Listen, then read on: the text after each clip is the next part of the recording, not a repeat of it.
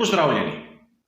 Na vrsti je že prispevek pred kvalifikacijami velike nagrade Turčije, kjer si bomo kot običajno v začetku pogledali tiste tehnične zanimivosti, v drugem delu pa napoved razmerja moči pred kvalifikacijami iz tistega, kar je bilo razvidno na prvem in drugem prostem treningu.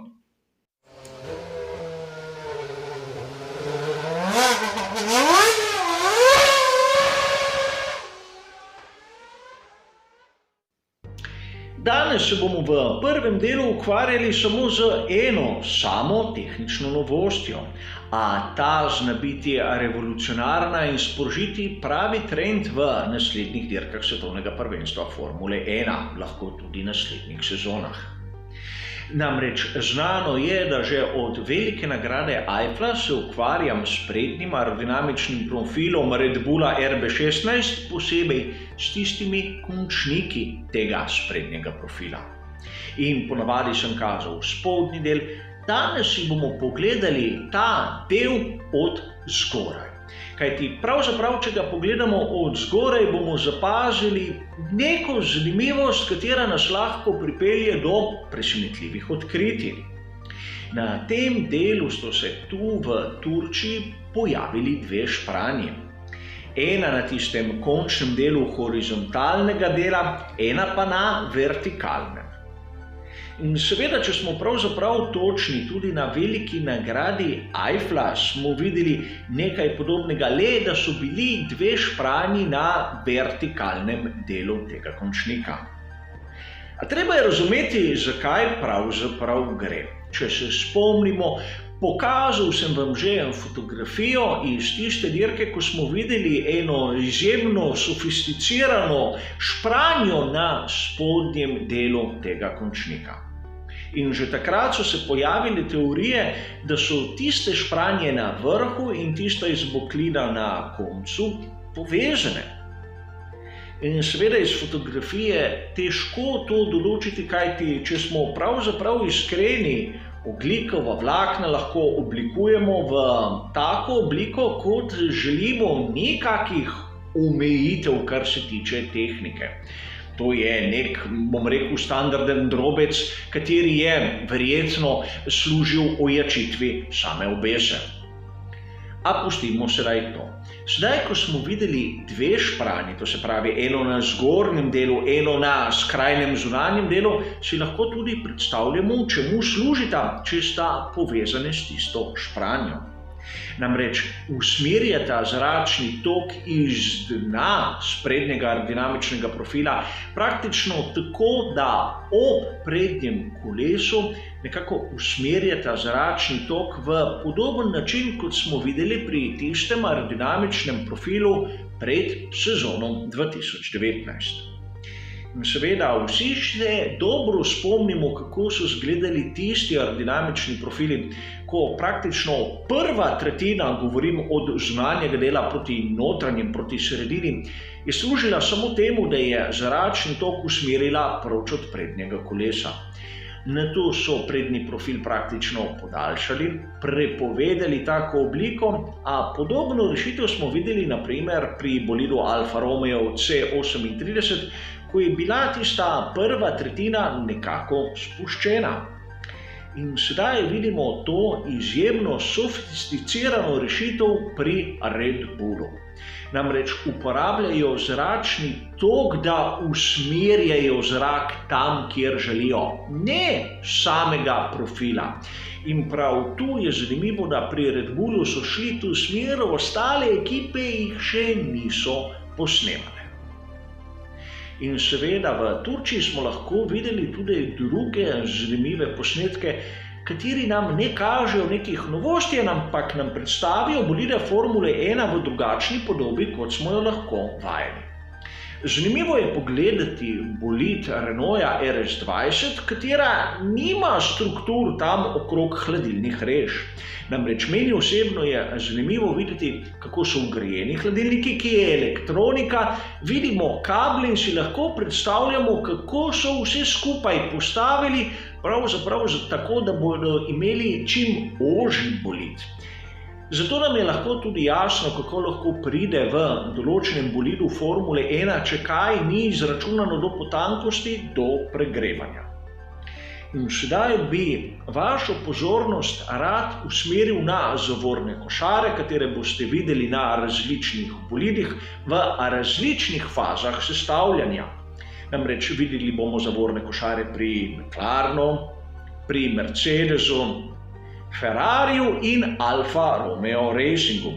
In že na prosto oko lahko vidimo, katera ekipa je vložila kar nekaj truda v izdelavo tega elementa, katera je pa lahko vsaj na oko malce zadaj. Seveda, težko je določiti samo na pogled, katera je boljša, katera je slabša, nimam dovolj podatkov, da bi karkoli rekel, a mislim, da so posnetki zanimivi. Pred začetkom obdelave tistega, kar smo videli na prvem in drugem prostem treningu, bi vam kot običajno pokazal, kako je bilo stanje z elementi pogonskega sklopa pred začetkom tega vikenda in seveda sporočil, da pri Williamsu Russella so zamenjali motor z notranjim izgorevanjem, turbino ter NGUH. Tu je četrti element vsakega od prej naštetih, zato bo George Russell začel dirko za veliko nagrado Turčije lepo iz štartnega razporeda. In rad bi vas opozoril, da ponavadi se je Russell znal tudi prebiti v drugi del kvalifikacij. A tu bi rad poudaril še nekaj, da bo zanimivo spremljati njegove kvalifikacije in videti, ali bo dal vse od sebe in se zopet skušal prebiti čim dlje, ali bo samo naredil en krog ali še tistega ne. Pojdimo sedaj na tisto, kar smo videli na prostih treningih. Prvi prosti trening je bil izjemno zanimiv zaradi izbora pnevmatik, ki so ga naredile posamezne ekipe in zaradi splošno razmerja, ki smo ga videli na progi. Če pogledamo tiste rezultate, bomo videli dve presenečenji.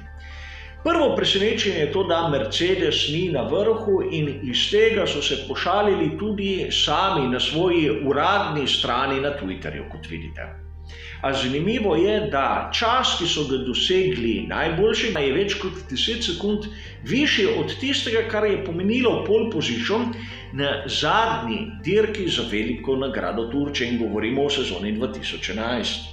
A treba je poudariti, da je proga brez tistega sloja gume in da so temperature izjemno nizke. Videli smo uradno povedano, da je bila temperatura zraka 16 stopinj, torej znotraj tistih napovedanih, temperatura asfalta pa med 19 in 22. Izjemno nizka temperatura. Poleg tega je treba dodati, da so ekipe rabile v večini primerov pnevmatike hard. In tu se bomo vrnili na tisto, kar je Pirelli izbral za vse voznike. Ponavadi vidimo, da imajo vozniki 2 seta pnevmatik hard, 3 sete pnevmatik medium in 8 setov pnevmatik soft. Tu je malce različno. Imajo 3 sete pnevmatik hard, 3 sete pnevmatik medium in 7 setov pnevmatik soft. Tisti najboljši so na prvem prostem treningu uporabili 2 seta pnevmatik hard. Po čem to sklepam? Potem, da po koncu prvega prostega treninga morajo ekipe vrniti 2 seta pnevmatike in dvomim, da je bil tako nekdo nespameten, da enega seta sploh ne bi rabil katerikoli mešanice, da se razumemo. Torej, tiste, ki jih vidite na razpredelnici, da so rabili samo hard, so verjetno pa rabili 2 seta pnevmatik hard. Razmere na progi so bile katastrofalne. Videli smo ogromno bolidov, kateri so vozili počez izgubljali oprijem. In to smo videli pri vseh ekipah, brez kakšnih izjem, videli smo tudi ogromno vrtenja. Sam asfalt ni nudil oprijema in mislim, da dlje, ko bomo šli skozi vikend, višji bo oprijem asfalta, kajti iz pnevmatik se bo nalagala tista guma vmes tistih reš, ki so v njemu in zato bo oprijem iz kroga v kroga večji. a še zdaleč ni tisti, ki ga vidimo na večini prog za svetovno prvenstvo v Formule 1. Zato ni presenečenje, da Mercedes ni bil na prvem prostem treningu na vrhu, ampak tudi na drugem prostem treningu smo videli, da Mercedes ni bil med najboljšimi. Zopet je bil najhitrejši Red Bull z Maxom Verstappenom in malce presenetljivo na drugem mestu Charles Leclerc. Mercedes je bil tu v zaostanku in moramo se vprašati, zakaj. Namreč pogoji, ki jih vidimo tu v Turčiji, bi bili lahko po teoriji nekaj idealnega za sistem DAS, kateri naj bi pomagal spraviti pnevmatiko v pravo temperaturo. A lahko uporabimo malce drugačni zorni kot pri interpretaciji tistega, kar smo videli. Seveda, na drugem prostem treningu smo videli, da so ekipe uporabile v večini primerov pnevmatiko medium in pnevmatiko soft. A kljub temi mehkejšimi pnevmatikami zopet Mercedes ni blestel. Namreč stanje proge se ni izboljšalo in sam si predstavljam, da je bila zadeva podobna naslednji. Vkolikor si predstavljamo neko drsališče in nekega izjemno močnega, ampak težkega posameznika, kateri ni več drsanja, bo njemu izjemno hitro spodrsnilo na gladki površini.